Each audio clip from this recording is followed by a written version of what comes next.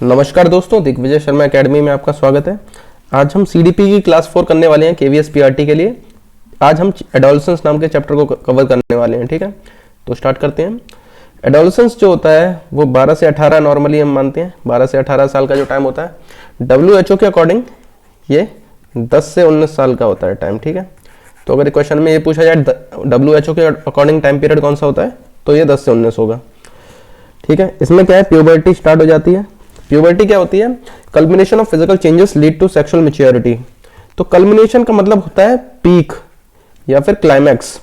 ठीक है, तो जो मतलब क्या होता है, हाईएस्ट पॉइंट होता है आपके फिजिकल चेंजेस का, बहुत ज्यादा हाई चेंजेस होते हैं, जिससे क्या है सेक्सुअल मैच्योरिटी आ जाती है। यानी कि क्या है, आप रिप्रोडक्शन करने के लिए आपकी बॉडी तैयार हो जाती है पूरी तरीके से।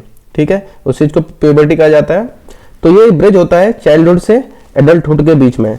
चाइल्डहुड से आप निकल जाते हैं और एडल्टहुड अभी आया नहीं है, तो ये बीच का टाइम पीरियड एडोलेसेंस कहलाता है। ठीक है, it is the stage in development marked by amazing sprouts in physical, cognitive and social development. तो स्पर्ट्स का मतलब होता है ऐसे झटके कह सकते हैं, एकदम से मतलब बहुत हाई स्पीड से जब कोई चेंज होता है तो उसे स्पर्ट कहते हैं। स्पर्ट एक तरीके से झटका या ब्लास्ट कह सकते हैं। ठीक है, तो बहुत हाई स्पीड से कोई चेंजेस हो रहे हैं तो वो क्या है, बहुत तेजी से आपके क्या है फिजिकल चेंजेस हो रहे हैं, कहने का मतलब ये है यहाँ पे। ठीक है, हाई स्पीड में चेंजेस आ रहे हैं, फिजिकली, कॉग्निटिव और सोशल डेवलपमेंट सारे के सारे, जिनको डिटेल में अभी हम आगे देखेंगे। तो सबसे पहले फिजिकल ग्रोथ और मोटर डेवलपमेंट की बात करते हैं। मोटर डेवलपमेंट का मतलब होता है मसल और बोन से रिलेटेड जो भी हमारा डेवलपमेंट होता है। ठीक है, तो बड़ी मसल्स होती हैं ग्रोस मोटर स्किल्स हो जाती हैं, वो छोटी मसल्स फाइन मोटर स्किल्स। तो प्यूबर्टी पे क्या होता है, एंडोक्राइन सिस्टम जो कि हमारा ग्रोथ और डेवलपमेंट के लिए रिस्पॉन्सिबल होता है, वो सिक्रीट करता है हॉर्मोन्स। हॉर्मोन्स क्या होते हैं, ये रेगुलेटिंग केमिकल्स होते हैं। तो ये क्या करते हैं, हमारी ग्रोथ को रेगुलेट करते हैं, उसकी स्पीड को हॉर्मोन्स ही हमारी तय करते हैं। ठीक है, हॉर्मोन्स को केमिकल मैसेंजर भी कहा जाता है। ठीक है, केमिकल मैसेंजर कहा जाता है हॉर्मोन्स को। तो ये क्या करते हैं, आपकी बॉडी को मैसेज देते हैं कि अभी आपकी ग्रोथ बढ़ानी है या कम करनी है। कम तो नहीं होती, ग्रोथ बढ़ानी है। ठीक है, तो यहाँ पर ये रेगुलेट करते हैं आपके फिजिकल ग्रोथ और सेक्सुअल मैच्योरेशन, जिसकी बात हम कर चुके हैं। तो यहाँ पर देखिए, सबसे पहले देखते हैं हार्मोनल चेंजेस। तो पिट्यूटरी ग्लैंड जो कि आपके ब्रेन में होता है, ठीक है, तो ये रिस्पॉन्सिबल होता है आपके जो भी ग्रोथ स्पर्ट होता है, बहुत तेजी से जो ग्रोथ होती है उसके लिए। ठीक है, तो ग्रोथ हार्मोन्स ये सिक्रेट कर देता है। पिट्यूटरी ग्लैंड को मास्टर ग्लैंड कहते हैं।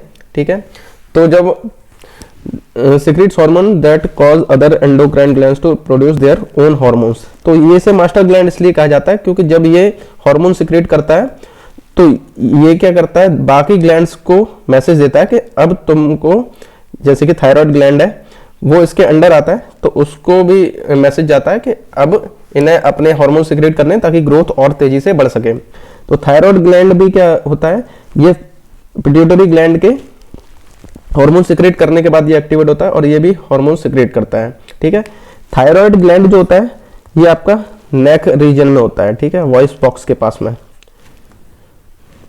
It is controlled by hormones from the pituitary gland. Pituitary gland के जो हार्मोन्स हैं वो थायराइड ग्लैंड को कंट्रोल करते हैं।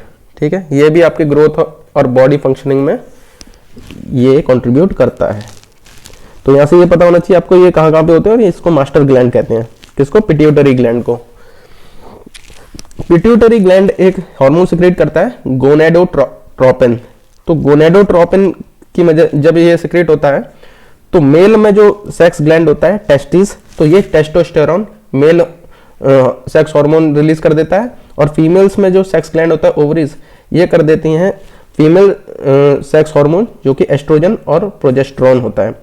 तो जब गोनेडोट्रोपिन पिट्यूटरी ग्लैंड रिलीज करता है तब टेस्टोस्टेरोन और एस्ट्रोजन या प्रोजेस्टेरोन ये रिलीज किए जाते हैं।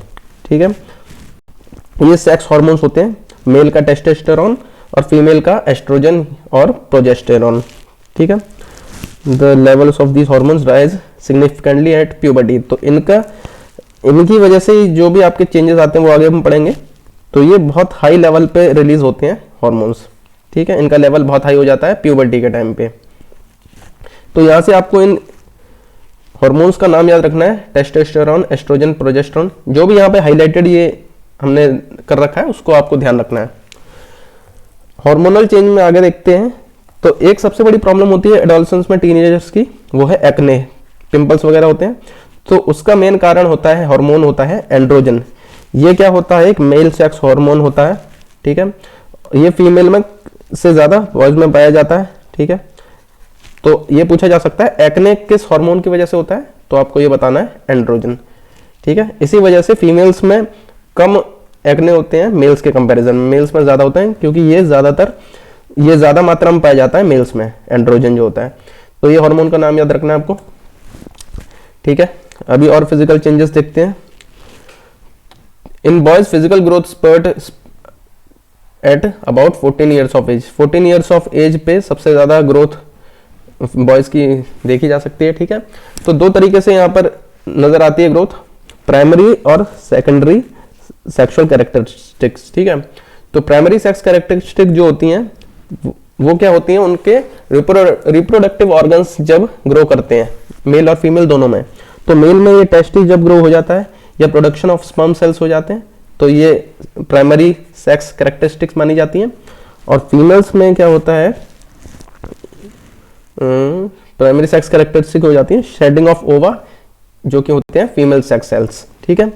तो यहाँ पर ये ध्यान रखना है आपको, प्राइमरी गोल क्या होता है प्यूबर्टी का, ठीक है, एडोलसेंस में, कि आपको क्या है रिप्रोडक्शन के लिए आपकी बॉडी को तैयार किया जाता है। इसीलिए जो रिप्रोडक्टिव ऑर्गन्स हैं वो ग्रो कर जाए वो उसका प्राइमरी सेक्स कैरेक्टरिस्टिक मानी जाती है।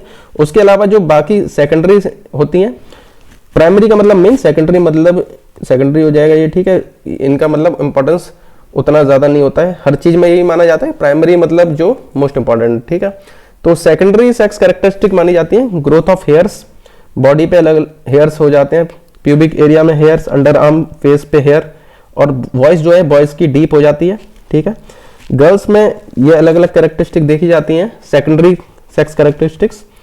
तो enlargement of breast, pelvis, fat deposit on the hip, growth of body hairs और प्यूबिक रीजन में हेयर, अंडर आर्म, ठीक है, ये सब देखा जाता है। मेनार्क जो कि फर्स्ट मेंस्ट्रुअल पीरियड होता है, तो पहली बार जो पीरियड होता है जिससे क्या है फीमेल फर्टिलिटी का फर्स्ट साइन कहा जाता है, ठीक है। तो ये सारी की सारी चीजें जो है ये सेकेंडरी सेक्स कैरेक्टरिस्टिक होती हैं। और प्राइमरी सेक्स कैरेक्टरिस्टिक जो होती हैं वो आपकी शेडिंग ऑफ ओवा और शेडिंग ऑफ ओवा होता है, यही मेन, ठीक है। तो मेन जो प्राइमरी सेक्स कैरेक्टरिस्टिक हो जाएगी वो हो जाएगी आपके रिप्रोडक्टिव ऑर्गन्स का ग्रोथ होना, और बाकी जो बॉडी हेयर वगैरह है ये सेकेंडरी में आ जाएगा, ठीक है। अभी मोटर डेवलपमेंट को देख लेते हैं, ये फिजिकल ग्रोथ एंड डेवलपमेंट के अंडर ही चल रहे हैं, ठीक है। तो मोटर डेवलपमेंट मसल और बोन से रिलेटेड होता है, ठीक है। तो इस major concern of adolescence weight, appearance and physical fitness. तो 17 की एज तक आपका क्या 90% मस्कुलर और स्केलेटल स्ट्रक्चर जो है एडोलसेंट का बिल्ट हो चुका होता है, ठीक है। 90% तक पूरा का पूरा बिल्ट हो जाता है। लिम्स यानी कि हाथ और पैर आपके ये स्ट्रेंथन्ड हो जाते हैं, दिस टिपिकल, और आपको दिखने लग जाता है कि अभी ये मैन और वुमेन की तरह दिखने लग गए हैं। आदमी और औरत का आपको डिफरेंस दिखने लग जाता है, दूर से देख के आप फिजिक को देख के बता सकते हैं, ठीक है। फिजिकल एंड्योरेंस इंक्रीजेस, तो आपका स्टेमिना भी इंक्रीज हो जाता है। तो इसमें कुछ ज़्यादा इंपॉर्टेंस नहीं है, ठीक है। यहाँ से कॉग्निटिव यानी आपके दिमाग का कैसे डेवलपमेंट हो रहा है, थिंकिंग अंडरस्टैंडिंग कैसे डेवलप हो रही है वो देखते हैं। तो एब्स्ट्रैक्ट थिंकिंग यहाँ पे आ जाती है। एब्स्ट्रैक्ट थिंकिंग का मतलब क्या होता है, दो तरीके की होती है, एक होता है कॉन्क्रीट जो हमने लेटर चाइल्डहुड में पढ़ी थी, और यहाँ पर होती है एब्स्ट्रैक्ट थिंकिंग। तो कॉन्क्रीट होता है जो आपको सामने दिख रहा है, आप उसी के बारे में सोच सकते हैं, ठीक है। एब्स्ट्रैक्ट होता है जो सामने है नई चीज उसके बारे में भी आप सोच सकते हैं, ठीक है। तो पढ़ते हैं इसको। Adolescents are able to think about things that can not be seen or known directly. तो जो डायरेक्ट दिखाई नहीं दे रही है उसके बारे में भी सोच सकते हैं, ठीक है। They are able to mentally experiment with ideas rather than rely on the concrete things. तो जो सामने चीज नजर आ रही है जरूरी नहीं है उसी के ऊपर आप सोचेंगे, आपके पास कोई आइडियाज है उनके ऊपर भी आप वर्क कर सकते हैं। तो जो सामने दिखाई नहीं दे रहा है वो एब्स्ट्रैक्ट हो जाएगा, और जो दिखाई दे रहा है सामने है वो कॉन्क्रीट हो जाएगा, ठीक है। Reasoning on hypothesis. तो हाइपोथेसिस का मतलब होता है प्रॉब्लम सॉल्विंग एबिलिटी। कोई भी आपको प्रॉब्लम दे रखी होगी तो आप उसका सॉल्यूशन या उसका क्या रीज़न हो सकता है ये सोचने के काबिल हो जाते हैं। ठीक है, तो ये जो हैवी चीज़ें हैं, ठीक है, जो abstract thinking, hypothetical deductive reasoning, ये सब आपकी एडोलेसेंस में आती हैं। ठीक है, तो ये आपको पूछा जाएगा कि ये एब्स्ट्रैक्ट थिंकिंग कब से स्टार्ट होती है, तो ये एडोलेसेंस या फॉर्मल ऑपरेशनल स्टेज जो कि पियाजे ने कहा है इसको, तब से स्टार्ट होती है, ये आपको पता होना चाहिए। ठीक है, तो प्रॉब्लम सॉल्व करने के लिए अलग अलग मेथड्स क्या क्या हो सकते हैं ये आपको हाइपोथेसिस कर सकते हो आप। हाइपोथेसिस करने का मतलब होता है किसी भी प्रॉब्लम के अलग अलग सॉल्यूशंस निकालना। ठीक है, टास्क सिचुएशन, ठीक है। कंस्ट्रक्टिंग प्रोपोजिशनल लॉजिक, तो आप लॉजिक यहाँ पर आ चुका है। ठीक है, तो लॉजिक को किस तरीके से लगाते हैं आइए देखते हैं। Adolescence are able to use self consciously deductive reasoning. तो डिडक्टिव रीजनिंग क्या होता है, कोई भी आपने देखा होगा, मिस्ट्री मूवीज में देखा होगा, तो जो डिटेक्टिव होता है वो देख के बता देता है कि यहाँ पर ये ऑब्जर्वेशंस करके कि ये चीजें नजर आ रही है, इसके इससे हो सकता है कि ये चीज हुई होगी, या फिर मर्डरर ये हो सकता है, क्रिमिनल ये हो सकता है। ठीक है, तो इस चीज को कहते हैं डिटेक्टिव रीजनिंग। ऑब्जर्वेशंस को देखकर ये पता लगाना क्या क्या और हो सकता है, क्या इसका रीजन हो सकता है। ठीक है, they are able to divide their attention into different aspect of a task situation. तो वो अपने अटेंशन को डिवाइड कर सकते हैं, वो देखते हैं कि कोई चीज बहुत ज्यादा इंपॉर्टेंट है तो वहां पर अटेंशन दे सकते हैं, कोई चीज नजर आ रही है कि इतनी ज्यादा इंपॉर्टेंट नहीं है तो वहां से अपनी अटेंशन हटा भी सकते हैं। ठीक है, they are also able to monitor their own thought process through metacognition. अब देखिए मेटाकॉग्निशन का मतलब होता है कि वो क्या कर सकते हैं, अपने थॉट्स को मॉनिटर कर सकते हैं। इसको थिंकिंग अबाउट थिंकिंग भी कहा जाता है, मेटाकॉग्निशन को। ठीक है, थिंकिंग अबाउट थिंकिंग मतलब वो ये सोच रहे हैं कि किस तरीके से उनको सोचना चाहिए किसी प्रॉब्लम को सॉल्व करने के लिए। ठीक है, तो थिंकिंग अबाउट थिंकिंग ये मेटाकॉग्निशन कहा जाता है। अब ये वाला कॉन्सेप्ट भी पूछा जा सकता है, ये कब स्टार्ट होता है, तो ये भी आपका क्या है, कॉग्निटिव एडोलेसेंस में ये डेवलप हो जाता है। ठीक है, कॉम्बिनेटोरियल रीजनिंग, तो कॉम्बिनेटोरियल ये नाम से पता चल रहा है कॉम्बिनेशन, तो अलग अलग तरह की रीजनिंग को आप या फिर जो भी आपकी समझ अंडरस्टैंडिंग है उनको एक चीज में जोड़ के आप सॉल्यूशन निकाल सकते हैं। जैसे कि मल्टीप्लिकेशन में बॉड-मास रूल होता है, अलग अलग चीजों को मल्टीप्लिकेशन, एडिशन, डिवीजन सबको एक साथ मिक्स करके आप हाई ऑर्डर प्रॉब्लम्स को सॉल्व कर सकते हैं।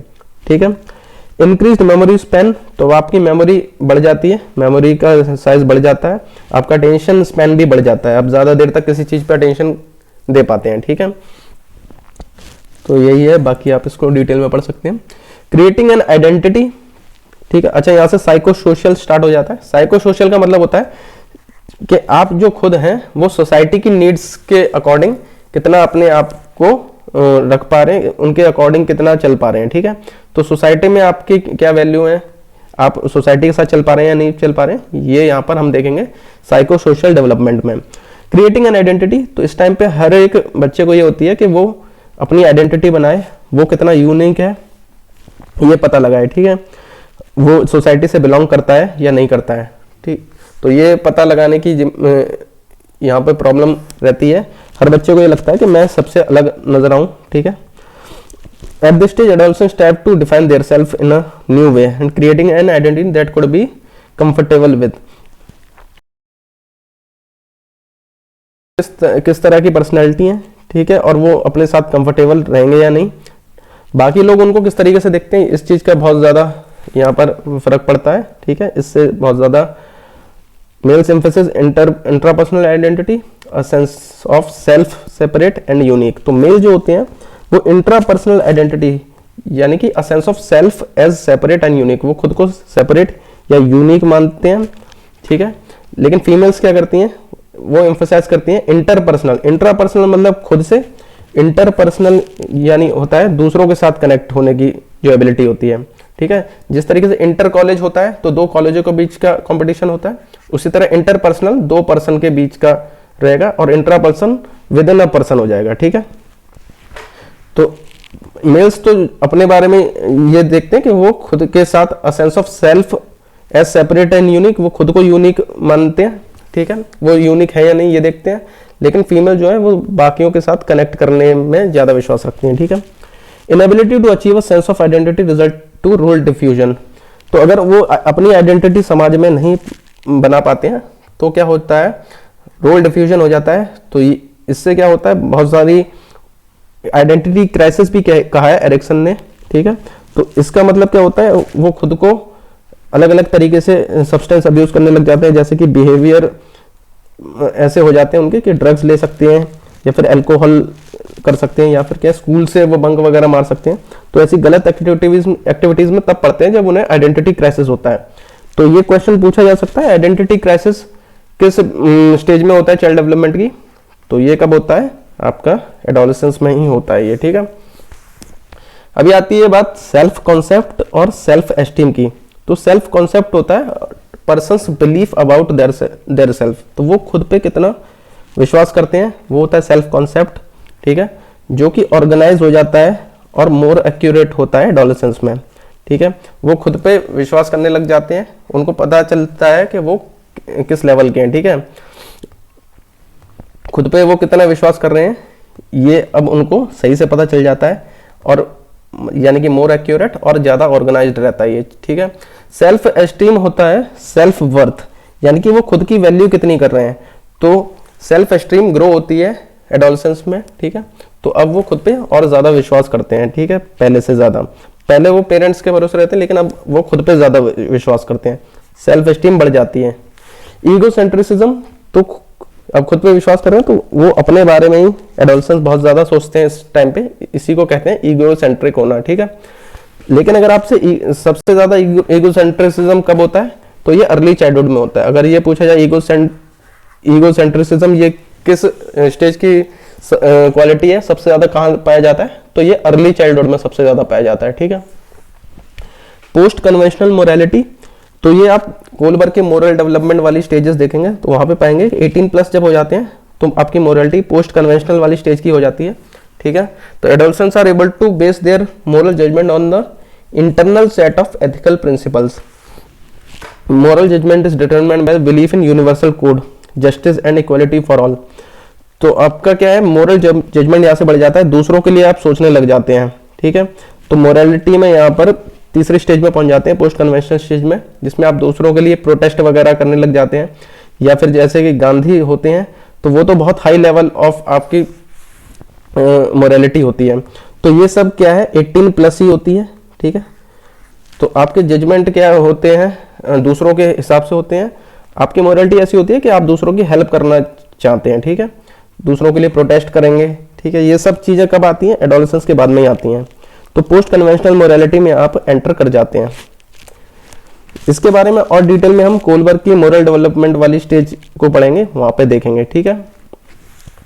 डेवलपमेंट टास्क एंड चैलेंजेस, तो डेवलपमेंट टास्क को ही चैलेंजेस कहा जाता है, ठीक है, ये अलग वर्ड है उसके लिए।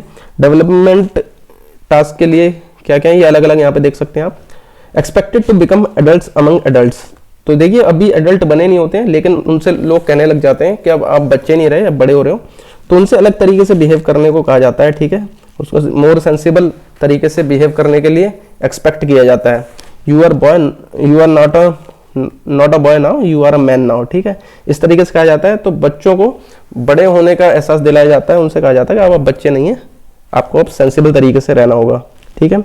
अचीविंग अब देखिए ये वाले जो चैलेंजेस है ये एग्जैक्टली आप हो सकता है ना पूछा जाए फैक्ट की तरह, लेकिन ये अंडरस्टैंडिंग बेस्ड क्वेश्चन है, तो अलग अलग ऑप्शन में डाल के पूछा जा सकता है कि इनमें से कौन सा एडोलेसेंस का एक चैलेंज होता है, ठीक है, इस तरीके से पूछा जा सकता है।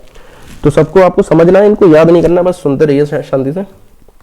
अचीविंग अ मैस्कुलिन और फेमिनिन सोशल रोल, तो सोसाइटी में देखिए ये माना जाता है, स्टीरियोटाइप्स होते हैं कि फीमेल इस तरीके से काम करेंगे और मेल इस तरीके से करेंगे, ठीक है। तो जो एडोलेसेंस में जो बच्चे होते हैं उनके लिए चैलेंज होता है कि वो उस पर खड़े उतर रहे हैं या नहीं, जैसे सोसाइटी उनको चाहती है, मेल है या फीमेल है, उस रोल में वो ढल पा रहे हैं या नहीं ढल पा रहे हैं, ये एक चैलेंज रहता है। Accepting one's physique and using the body effectively, तो देखिए दूसरों को, अगर आपको आजकल क्या है इंस्टाग्राम बहुत चलता है, तो उसमें क्या है बहुत लोगों की सिक्स पैक्स एब्स वगैरह फिट बॉडी नजर आती है, तो खुद की बॉडी पे आपका कॉन्फिडेंस कम हो जाता है। तो ये एडोलेसेंस में सबसे ज्यादा होता है, ठीक है। तो आप अपनी बॉडी को एक्सेप्ट कर पा रहे हैं या नहीं कर पा रहे हैं, ये भी एक बड़ा चैलेंज रहता है, ठीक है, एडोलेसेंस के टाइम पे। तो ये बहुत सारे, इनको जल्दी जल्दी पढ़ लेते हैं ऐसी। Achieving emotional independence of parents and others, retaining तो ये माना जाता है कि बच्चों से कि वो पेरेंट्स के साथ अफेक्शन रखें, यानी उनके साथ तो प्यार बनाए रखें, लेकिन ये भी माना जाता है कि वो सेल्फ रिलायंस हो जाएं, यानी खुद अपने पैरों पे भी खड़े हो जाएं। तो ये चीज़ भी क्या है, इमोशनल इंडिपेंडेंस वाली जो है, ये भी चैलेंज की तरह का चैलेंज रहता है बच्चों के लिए कि वो किस तरीके से, मतलब उनको सेल्फ रिलायंट भी होना है, तो अपने पैरों पे भी खड़ा होना है, और पेरेंट्स का अफेक्शन भी खोना नहीं है, ठीक है। तो ये एक तरीके से चैलेंज रहता है बच्चों के लिए। Selecting and preparing for an occupation, अब आपको किस फील्ड में जाना है, क्या करियर ऑप्शन आपको चूज करने हैं, ये भी चैलेंज रहता है बच्चों के लिए, ठीक है। कंफ्यूजन का टाइम रहता है ये बहुत ज़्यादा, ठीक है। तो ये भी एक चैलेंज हो गया। इनको और डिटेल्स में आप यहाँ पे पढ़ सकते हैं, मैं ऊपर से इसकी PDF आपको टेलीग्राम चैनल पे मिल जाएगी, ठीक है। सबका मैं ओवरव्यू बता दे रहा हूँ, ठीक है, एक लाइन पढ़ने के फायदा नहीं है। Preparing for marriage and family life, तो बच्चों को अभी से क्या है, इंडियन सोसाइटी में मैरिज और फैमिली लाइफ के क्या क्या रिस्पॉन्सिबिलिटीज होती हैं उनके बारे में बताया जाता है, और एक तरीके से उनको तैयार किया जाता है उसी के लिए, ठीक है। Developing intellectual skills and concept necessary for civic competence, civic competence मतलब सोशल कॉम्पिटेंस, सोसाइटी में जिन इंटेलेक्चुअल स्किल्स की जरूरत होती है वो आपको डेवलप करनी होती है, ठीक है। Adolescents are expected to develop conceptual framework, language skills आपकी अच्छी होनी चाहिए, रीजनिंग स्किल्स अच्छी होनी चाहिए, तभी क्या है आप सोसाइटी की प्रॉब्लम्स को सॉल्व कर पाएंगे, ठीक है। आगे देखते हैं desiring and achieving socially responsible behaviour, तो ये बता चुका हूँ आपको, ये बताया जाता है कि अब आप बच्चे नहीं रहे, इसलिए आपको सोशली रिस्पॉन्सिबल बिहेवियर होना चाहिए आपका, ठीक है। अगर आपका सोशली रिस्पॉन्सिबल बिहेवियर नहीं है तो आपको काफ़ी स्क्रूटनी इसकी झेलनी पड़ सकती है, आपके पेरेंट्स को भी इसकी दिक्कत हो सकती है, ठीक है ना। तो ये भी एक तरीके से चैलेंज होता है एडोलेसेंस में।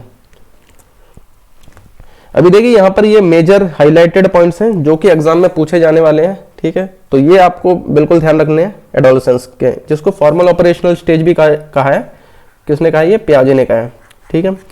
तो इसको ट्रांजिशनल पीरियड कहते हैं, ट्रांजिशन मतलब चेंज वाला, चाइल्डहुड से एडल्टहुड की तरफ चेंज हो रहा है, तो ये ट्रांजिशनल पीरियड कहलाता है।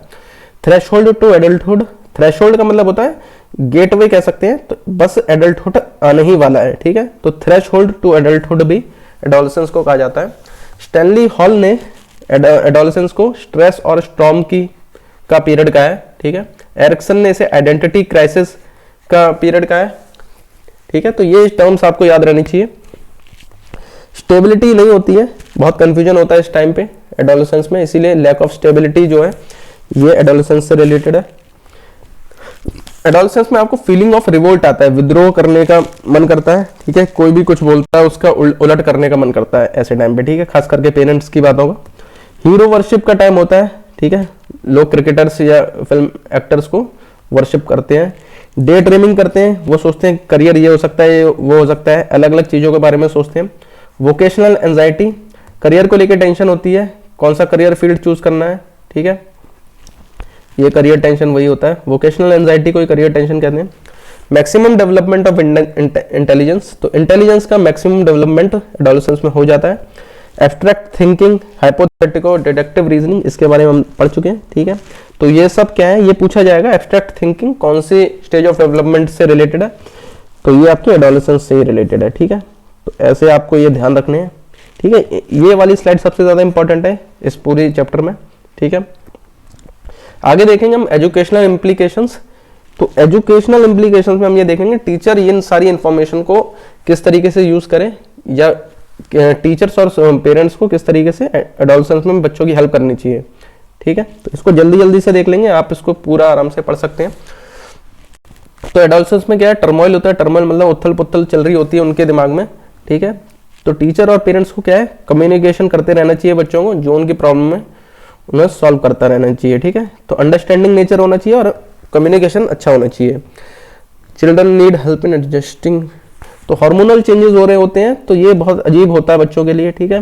तो इस टाइम पे पेरेंट्स और टीचर्स को क्या है, इसके बारे में इंफॉर्मेशन देनी चाहिए और बताना चाहिए, ये कोई बहुत बड़ी बात नहीं है, ठीक है। और उनकी जो भी प्रॉब्लम उन्हें आ रही है उनका सॉल्यूशन देना चाहिए, ठीक है। बच्चों के मूड स्विंग्स होते हैं, टेंशन में रहते हैं, कंफ्यूजन रहता है, तो ऐसे टाइम पे क्या है, उन्हें स्पोर्ट्स में पार्टिसिपेट करने के लिए एक्टिवली इंकरेजमेंट देना चाहिए, जिससे होगा क्या, उनका दिमाग बढ़ जाएगा और उनकी फिजिकल हेल्थ भी बढ़िया रहेगी। ठीक है, फिजिकल एक्सरसाइज से क्या होता है, आपकी सेल्फ वर्थ बढ़ जाती है, यानी क्या, खुद पे विश्वास बढ़ जाता है। जब टीम स्पोर्ट्स में आप खेलते हैं तो कई चीजें ऐसी सीख जाते हैं जो आपको पढ़ा के सिखाई नहीं जा सकती हैं। सेक्स एजुकेशन बहुत ज़्यादा इंपॉर्टेंट है एडोलेसेंस के टाइम पे। ठीक है, क्योंकि इस टाइम पे आप बहुत ज़्यादा एक्सप्लोर कर रहे होते हैं, तो आपको सेक्सुअल इंफॉर्मेशन पता होनी चाहिए सारी की सारी। ठीक है, नहीं तो काफ़ी गड़बड़ें हो सकती हैं। Much of thinking and problem solving as general habit is facilitated in. तो यहाँ पर क्या बताया गया, हिस्टोरिकल एंड कल्चरल टेक्स्ट होते हैं। जैसे पुराने लोग कहते हैं, पुराने मतलब बड़े लोग कहते हैं कि ये तो भैया ऐसा ही होता है। ठीक है, तो बिना लॉजिक की बात करी जाती है, जिससे कि उनकी थिंकिंग खराब हो सकती है। उनकी थिंकिंग में उतने, हम बात कर रहे हैं हाइपोथेटिकल डिडक्टिव रीजनिंग, यानी कि हाईएस्ट लेवल ऑफ रीजनिंग यहाँ पर रीच की जा सकती है। लेकिन अगर आप पुरानी बातें मानेंगे तो आपको लॉजिक एंटर नहीं करेगा, आप लॉजिकली थिंकिंग शुरू नहीं कर पाएंगे। इसीलिए आपको क्या है, अच्छी गाइडलाइंस मिलनी चाहिए और आपको अपना लॉजिक यहाँ पर बढ़ाना चाहिए। ठीक है, पुरानी बातों को नहीं मानना चाहिए। फॉर्मल ऑपरेशनल थिंकिंग, यहाँ पर भी वही बात की गई है, क्योंकि यहाँ पर आपकी फॉर्मल ऑपरेशनल थिंकिंग स्टार्ट हो जाती है। तो यहाँ इस, लेकिन बहुत से लोग क्या होते हैं, वो अभी भी कॉन्क्रीट थिंकिंग पे टिके होते हैं, वो ज़्यादा इमेजिन नहीं कर पाते हैं, ज़्यादा क्या है, ज़्यादा दिमाग का अपना पूरा यूज़ नहीं कर पाते हैं। जैसे यहाँ लिखा है, research evidence indicates that most adolescents and adults do not achieve इस फॉर्मल ऑपरेशनल थिंकिंग को अचीव नहीं कर पाते हैं। तो इसके लिए क्या करना होता है, बच्चों को अभी से आपको ऐसे एनवायरनमेंट में डालना होगा, उनको एनकरेजमेंट देना होगा और ऐसा एनवायरनमेंट देना होगा जिससे उनकी थिंकिंग बेहतर हो सके। ठीक है, स्कूल में भी उनको अलग अलग कंपटीशन में पार्ट लेना होगा, डिबेट्स वगैरह में, जिससे उनकी थिंकिंग बेहतर हो और उनका क्या है, इंटेलेक्चुअल डेवलपमेंट हो जाए जल्दी से जल्दी। ठीक है, ताकि वो फॉर्मल लेवल की थिंकिंग, फॉर्मल ऑपरेशनल थिंकिंग को अचीव कर पाए। ठीक है, the school should prepare them sufficiently. तो उनको क्या, काउंसलिंग होना बहुत ज़रूरी है। ठीक है, करियर काउंसलिंग होना बहुत ज़रूरी है, ताकि उनको गाइडेंस मिल सके कि अपनी इंटरेस्ट के हिसाब से और उनके एटीट्यूड के हिसाब से, पर्सनैलिटी के हिसाब से एक रियलिस्टिक करियर चॉइस करें, जिससे कि वो जल्दी से जल्दी क्या है, अपने कदमों पर, पैरों पर खड़े हो पाएंगे और इंडिपेंडेंट हो पाएंगे। ठीक है, तो रियलिस्टिक होना ज़रूरी है। ऐसा नहीं है कि उनके इंटरेस्ट ना हो तब भी वो करियर उसको चूज कर ले रहे हैं। ठीक है, तो रियलिस्टिक करियर चॉइस की काउंसलिंग होना बहुत ज़रूरी है। तो इस टाइम पे बच्चे क्या है, ऑटोनोमी चाहते हैं, यानी कि वो अपने काम खुद करना चाहते हैं। ठीक है, तो इस टाइम पे क्या, बच्चों से ज़्यादा जिससे वो टेंशन क्रिएट कर सकते हैं पेरेंट्स के साथ। ठीक है, सब काम, क्योंकि पेरेंट्स ये चाहते हैं कि वो उनके कंट्रोल में रहे, उनके हिसाब से करें काम, लेकिन बच्चे इस टाइम पे आज़ादी चाहते हैं। तो पेरेंट्स को थोड़ा अंडरस्टैंडिंग होना पड़ेगा इस टाइम पे और थोड़ा सेंसिटिविटी शो करनी पड़ेगी। ठीक है, identity is often discovered in social context and clubs. तो बच्चे के अपनी आइडेंटिटी डिस्कवर करने के लिए गैंग्स या फिर क्लब्स से यहाँ पे मतलब है अलग अलग तरीके के ग्रुप्स होते हैं, जैसे पोएट्री क्लब हो सकता है। ठीक है, स्पोर्ट्स क्लब हो सकते हैं। तो इन ऐसे एनवायरनमेंट में डालना जरूरी है यहाँ पर वो अपनी आइडेंटिटी को आइडेंटिफाई करे। ठीक है, वो चाहता क्या है, उसके हैबिट्स क्या है, ठीक है, उसके इंटरेस्ट क्या है, ये सब पता चलेंगे तो उसके करियर चॉइसेस में भी उसका हेल्प होने वाला है। ठीक है, schools are invited to expand co-curricular activities to accommodate the interest of majority of students। तो अलग अलग तरीके की को-करिकुलर एक्टिविटीज होनी चाहिए स्कूल में, जिससे कि अलग अलग तरह के इंटरेस्ट के बच्चों का क्या है, फायदा हो सके उससे। ठीक है, किसी को स्पोर्ट्स में इंटरेस्ट हो सकता है, किसी को लिटरेचर में भी हो सकता है। तो ऐसा नहीं है खाली स्पोर्ट्स के प्रोग्राम हो रहे हैं, लिटरेचर से रिलेटेड नहीं हो रहा है, साइंस से रिलेटेड एग्जीबिशंस नहीं हो रहे हैं। ठीक है, तो हर तरीके की को-करिकुलर एक्टिविटीज होनी चाहिए स्कूल में। ठीक है, तो हमारा ये चैप्टर यहाँ पे खत्म होता है।